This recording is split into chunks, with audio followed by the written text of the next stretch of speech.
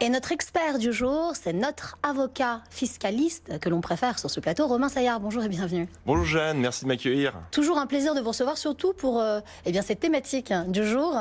Comment réussir son contrôle fiscal? Alors je souris un peu, Romain, parce que une fois qu'on a un contrôle fiscal, c'est forcément pas super sympathique pour tout le monde, on n'aime pas avoir ça. Mais alors apparemment, il y a des clés pour le réussir, Romain. Oui, le tant redouté contrôle fiscal. Eh ben, parlons-en et partons d'un principe simple. Toutes les entreprises sont un jour ou l'autre contrôlées. Oui, c'est vrai. Elles aient ou non des choses à se reprocher. Alors plutôt que céder à la panique, l'entrepreneur doit préparer, gérer, puis réussir son contrôle fiscal. Alors pour cela, il doit mettre toutes les chances de son côté et ne doit négliger aucune étape du contrôle.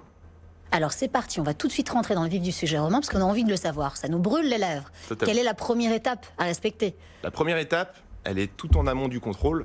C'est le moment où vous recevez, vous savez, le fameux courrier des impôts qui s'appelle l'avis de vérification et qui précise que l'entreprise va faire l'objet d'un contrôle fiscal. Vous prenez ce courrier et vous vérifiez si l'ensemble des mentions obligatoires prévues dans la loi y figurent. Si ce n'est pas le cas, vous pouvez, dès ce stade, soulever un vice de procédure. La deuxième chose à faire pour l'entrepreneur, c'est de rassembler tous les documents qui vont être audités par l'inspecteur, et ce, au plus vite. Il s'agit de la documentation fiscale, comptable et financière de l'entreprise. Et sachez qu'à ce stade, il est important de connaître ses faiblesses.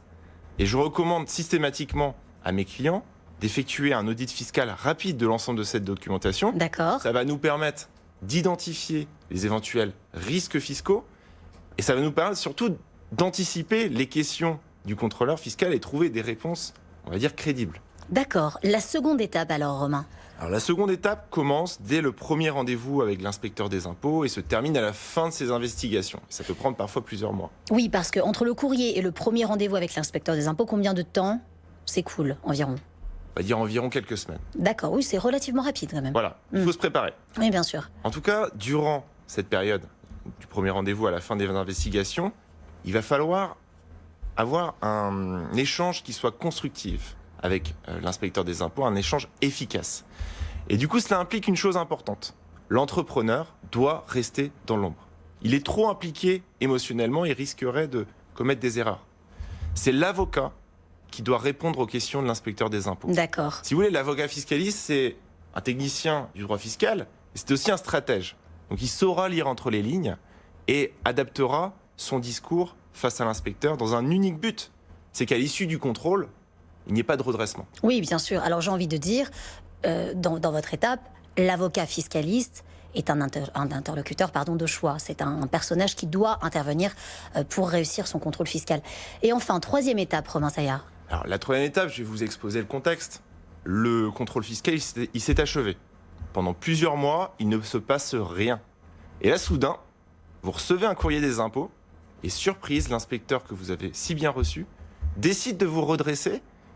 Selon lui, vous devez payer de la TVA, de l'impôt sur les sociétés, des pénalités, des intérêts de retard. Bref, vous devez payer un montant très conséquent d'impôts.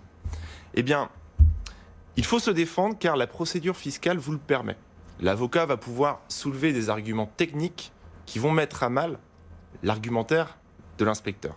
Et sachez qu'une bonne argumentation, une argumentation solide va pouvoir mettre fin à un redressement ou va pouvoir vous permettre de négocier avec l'administration fiscale. Et d'ailleurs, le contribuable a un levier de négociation qui est énorme.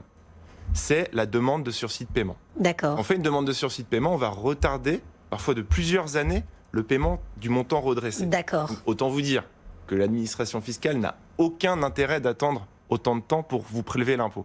Donc parfois, elle voudra peut-être négocier.